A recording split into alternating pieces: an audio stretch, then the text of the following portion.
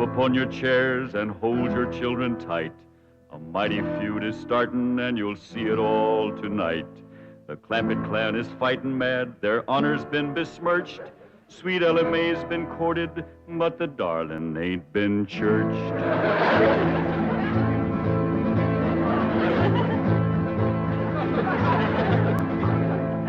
It was young Sonny Drysdale that courted her and fled. And now the Drysdale family will feel hot Clampett lead. 'Cause, stranger, you don't trifle with a hillman's daughter fair, or you will face his rifle and he'll deeply part your hair.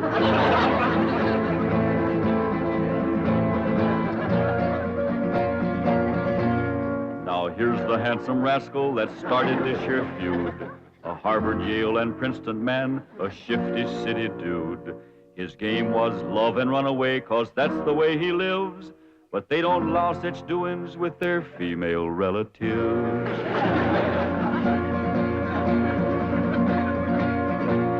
So now they're on their way next door, loaded up for bear.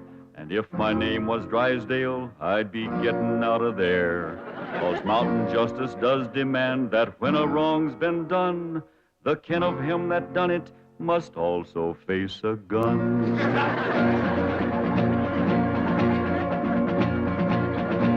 Now Sonny noticed Ellie Mae beside the swimming pool, and when he seen her figure, he lost his yin for school. He wrapped himself up in a towel and played upon his lyre, and while he twanged, the songs he sang did set her heart afire.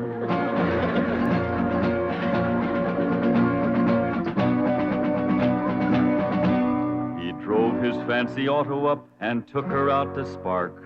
And all alone, unchaperoned, he kept her after dark. He took her in the parlor and he taught her to be grand. He showed her how to walk and talk and tried to kiss her hand.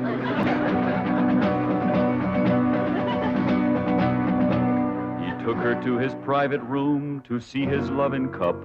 And a man that wins a prize for that ain't on the up and up. He wooed her with a tango and a rose betwixt his teeth, a smiling on the outside, but a leering underneath.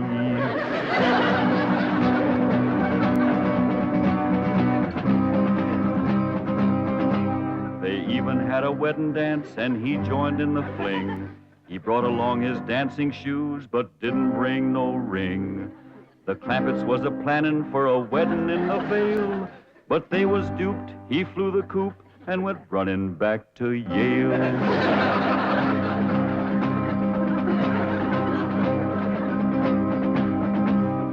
And now the Clampett clan is here to even up the score. I wouldn't want to be the man who opens up that door.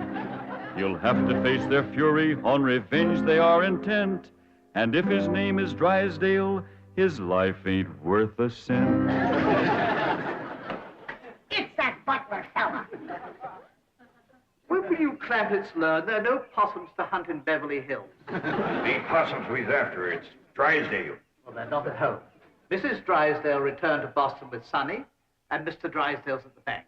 Let's shoot him. There ain't gonna be no shooting unless it's talk first. When will Mr. Drysdale be home? Not until late this evening. That's talk enough. Let's go to shoot. Oh, Granny, you can't shoot an unarmed man. That's right. I lost my head. Here. Now, when death row counts 3, we go at it. 1, 2. Now, hold on. Mr. Butler here ain't done us no wrong. He's one of their clan. I said there ain't gonna be no shooting unless it's talk first. I'll speak to Mr. Drysdale. Thank you kindly, Mr. Butler. Yes. Thank you very kindly, Mr. Butler. Why didn't you ask him to dance with you? I was ashamed of you in front of these young ones. Is that any way to learn them feuding? Oh, it takes my family to know how to feud. Why, we drove the Botkins clean out of Napoleon, Tennessee, chased them off, burnt their shack, and shoveled their footsteps off the path. Hot diggity dog. That's what I call feuding. I'm sure proud to come from a family like yours, Granny. That's the Moses family. Too bad our blood is being thinned out, cooled off, and watered down with the Clampett blood. Now, Granny, you just simmer down to a boil. I'll see the right thing is done by my daughter. Jethro, you drive me down to the bank. Drysdale and me will have a man-to-man talk. Ain't you about a man and a half short?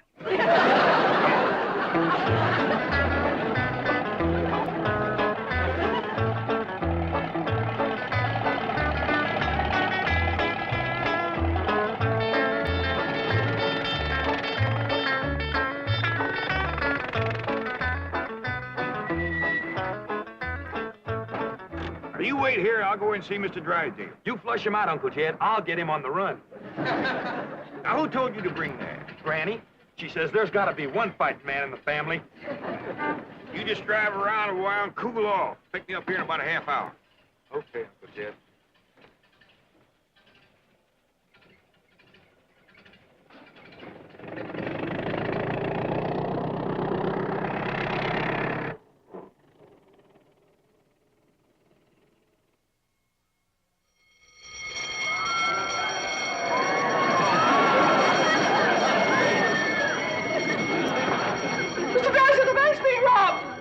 Yes, and my duty is clear. Where are you going? As president of this bank, there's only one place for me at a time like this, my bulletproof closet.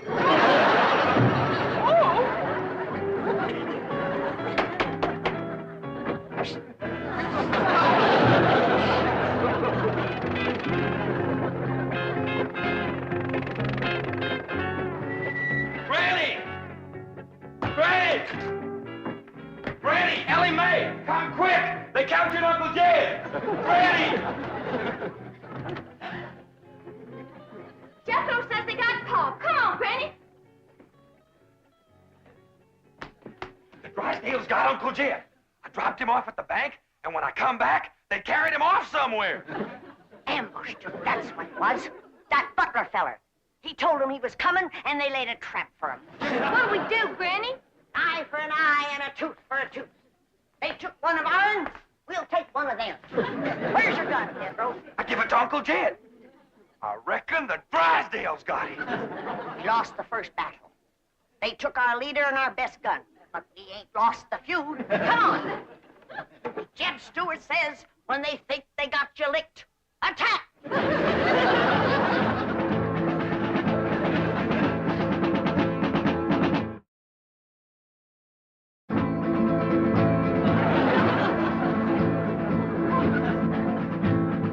Now the feud is growing hot, the Clampetts lost a man. Their leader now is Granny from the fightin' Moses clan. Granny learned her feudin' while a child on mother's knee, when the Moses drove the Botkins from Napoleon, Tennessee.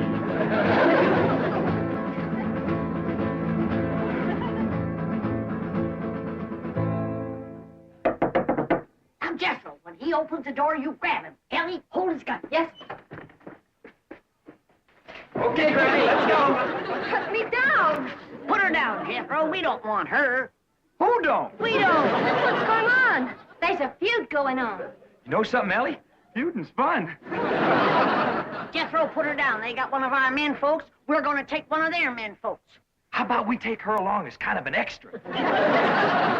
No, not unless they captured one of our women folks. Ellie Mae, you go in there and surrender. I ain't gonna do it. Jethro, put her down. How about I towed her as far as home and then let her escape? A little at a time. Wait, what's the meaning of this? He's the one we want. You towed him, Ellie. My arms is full. Jethro, put her down before I take you to the woodshed. You look awful busy, Granny. Maybe I should go to the woodshed and wait for you. I think I'd better call the police. Stop in your tracks while you're able to make them. Now you turn around. Walk towards our house. I refuse to take one step. Now, you want to walk or you want to limp? You better run and telephone the police. Never mind her, Jethro. Shoot the telephone wire.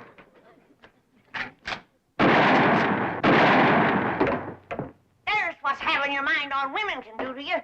It took you 2 shots to get that wire. Oh, Granny, I got 2 wires.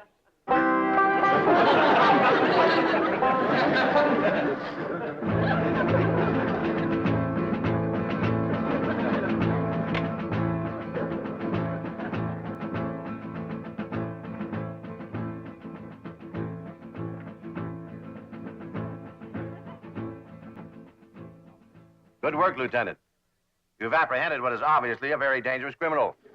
I'm coming over and personally hand the reward money to you and your men. What's that? Oh, just to you. Very well.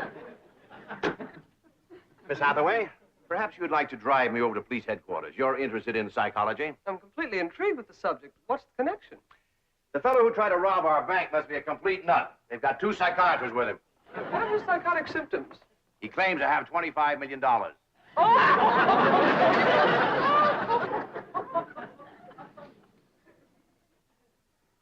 No, it couldn't be. I keep telling you and telling you, I got $25 million in Mr. Drysdale's bank. No, you didn't. They caught you before you got a penny. You're patient, Doctor. Obvious delusions of grandeur. Now, tell me, about this bank attempt, did you have any accomplices? Any what? Confederates? Oh, yeah, Granny. She's a Confederate. She's a Tennessee Moses. Tennessee Moses? That's right. Tell me, did she lead her people out of Tennessee? Sure did after they whooped the Butkins. Don't you mean the Egyptians? Well, they probably whooped the Egyptians, too, if they got in their way. Granny's folks was fighting fools. They certainly were. They defeated the best fighters Pharaoh had. I don't know about that, but they whooped the best fighters Napoleon had. Napoleon? Doctor, may I? You may not. I'm the one who uncovered this hallucination. Tell me about Napoleon. Yes. You say Granny's folks won that fight? Sure did. Over Napoleon? Oh, yeah, they tromped all over Napoleon. Fabulous. But how were they able to do it? Did they fight with superior weapons? Oh, they fought with bodkins. I see. And Napoleon didn't have any bodkin? Not after Granny's folks got through with him, Napoleon didn't have a bodkin left. I remember the last day of the feud, they got Leif and Luke and Odds. Odds? Odds bodkin. Please. Just for a minute. Perfectly safe to look out through the bars. After all, it's... Mr. Clappett! Gee, Mr. Drysdale, he sure didn't treat me very good over to your bank. My first visit, too. Let this man out of here. He's got $25 million in my bank. Open this door. Open it. Open it. Oh. Lie down, mister. Lieutenant!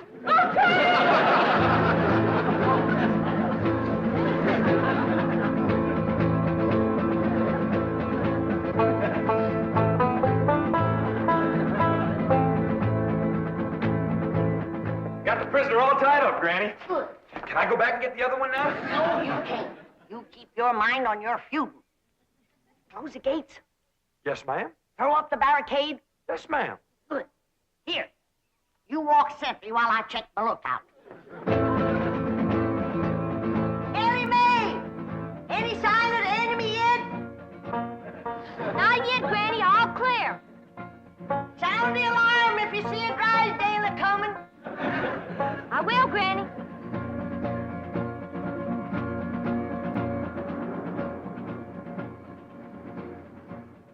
You see, all my employees are trained to be on the lookout for bank robbers. So, naturally, when they saw you walk in with your rifle, their first instinct, it appeared to them that was just, well, it was... You're not mad, are you, Mr. Clampett? Well, no, not about the bank, but we's all right upset at Sonny for running off and jilting Ellie Mae. Sonny? Jilted Ellie Mae? Well, that's what we'd call it. He sparked her for 2 weeks running. Took her driving, dancing, held her hand, kept her out past dark. Back where we come from, that's just the same as saying, will you? Provided the girl is 12 or better. Mr. Clampett, you have my word of honor. I had no idea that Ellie Mae or any of you took Sonny seriously. Now, the moment we get to your house, I'm going to telephone Sonny in Boston. Get him on the first plane, and he'll be here tonight to propose marriage to Ellie Mae. Well, now, that sure is going to smooth Granny's ruffled feathers. She's been madder than a barefoot centipede standing on a hot rock. She'll be happy when we get there. Yes, bless her sweet little heart.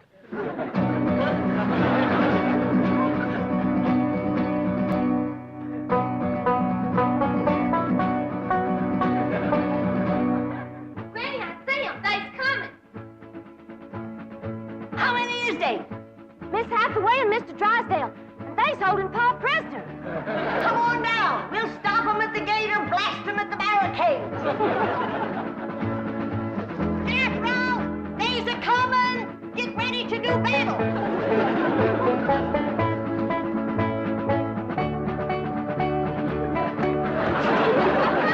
Bare your head in the presence of the stars and bars.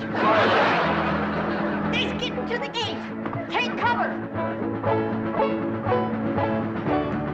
Everybody inside. We'll shoot at them through the porthole.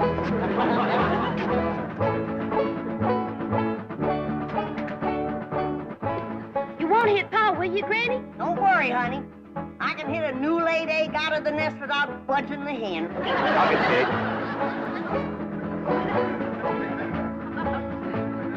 Stop where you are. Stay right there. Granny, it's me, Mr. Drysdale. I'm coming in.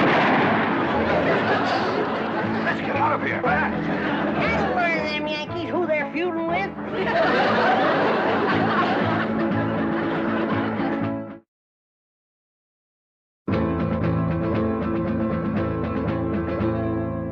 Now here's the Drysdale mansion where he's fleeing like a rat, since Granny put a bullet through his $20 hat.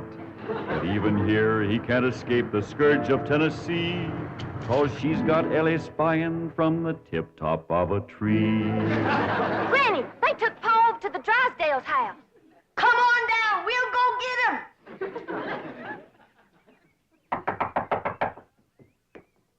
Well, I reckon we'll have to call her on the telephone. When Granny's feuding, she's sometimes hard to reason with. Reckon seeing you with that rifle kind of set her off. But that woman shot at me. Oh, Mr. Drysdale, she shot at your hat. If that little old woman ever goes to throwing lead at you, you'll be casting a polka dot shadow. Marie, Ravenswood, why don't you answer the door? Oh, thank goodness it's you. The Clampetts came and captured Ravenswood. Captured him? Yes. And Jethro picked me up in his arms. He held me and wouldn't put me down. Why? He said he was feuding. Well, now, don't you worry, Marie. We're going to get this whole thing all straight now. Marie,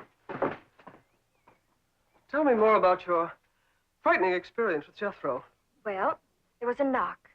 I opened the door, and Jethro just swept me up into his big, strong arms, held me tight, and wouldn't let me go.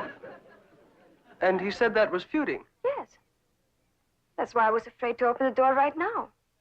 Marie, you've been through a shattering ordeal. Go and lie down. I'll watch the front door. Come on, Jethro. We're going back to the Drysdale's house. Hot diggity dog. That's the part of feuding I like. And we're taking you with us, Mr. Butler. And if they've harmed one hair on Jed, that one hair you got will pay the price. Oh, won't you please listen to me? Mr. Drysdale's not feuding with you. He's a peaceful man. He's never shot anything but skeets. Skeets? How many did he get? We did very well. 98 out of 100. That's better than we did with the Bodkins. Ready, Granny? Come on, young'uns. We got our feuding cut out for us. That Drysdale's our shooting fool. Now, Ellie Mae, you carry the flag high and proud. If they shoot you, don't you let it touch the ground. Throw it to Jethro as you're falling. I'll do it, Granny. What'd you do that for? If there's any long-range shooting, they'll think he's one of us and drop him first. Forward, march!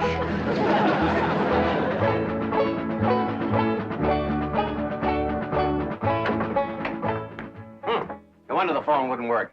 Marie said Jethro shot down the wires. Well, we can go next door and use the Miller's phone. Yep. Been cut with a rifle bullet. Kind of ragged, though. Jethro must have been upset. That's bad shooting, to cut those little wires with a rifle. Why, when that boy puts his mind to it, he can pick a gnat off a plate of grits at 500 feet in a heavy fog. I'm the only one who can outshoot him. Except for Granny and Ellie Mae. Yeah, what skeet shooters you'd make. What's skeet? Oh, they're clay pigeons. That's what I shoot. Clay pigeon? Oh, it's wonderful. I love it. Your wife must be a first-rate cook.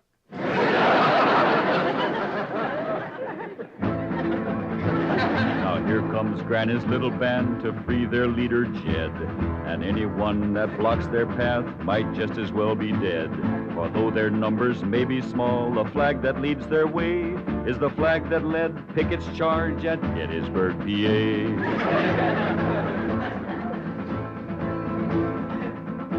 Stop for a minute. I got an idea. We'll use Mr. Butler here as a decoy, and we'll surprise him. What you mean, Granny? You knock on the door, and you yell to him inside that it's you. Then we'll rush in and we'll get Jed. And maybe somebody else, too, huh, Granny? You keep your mind on your feuding. Come on.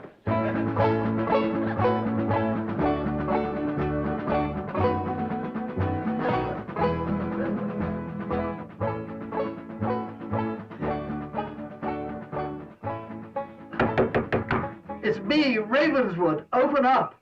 Marie, you may open it. Nothing to be afraid of. It's just Ravenswood. Step aside, decoy. Ellie, you guard him. Jethro. When they open the door, we'll rush him.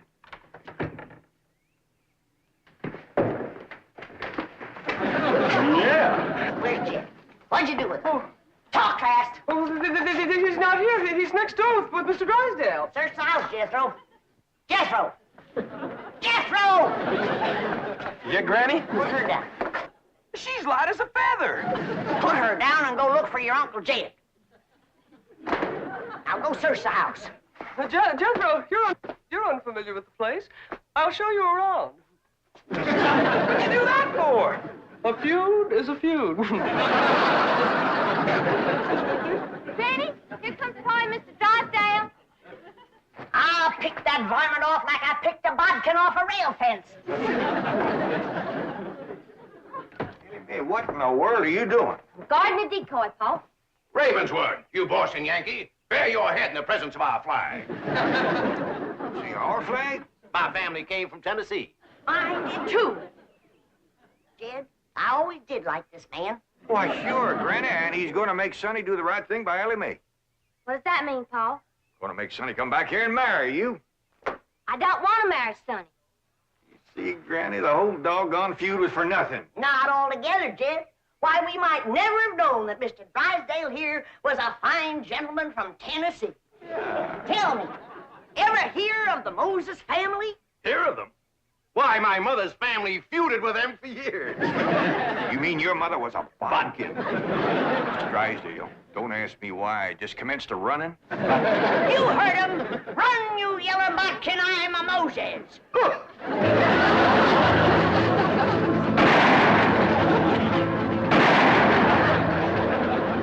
For a city feller, he sure can run. Like a scared rabbit.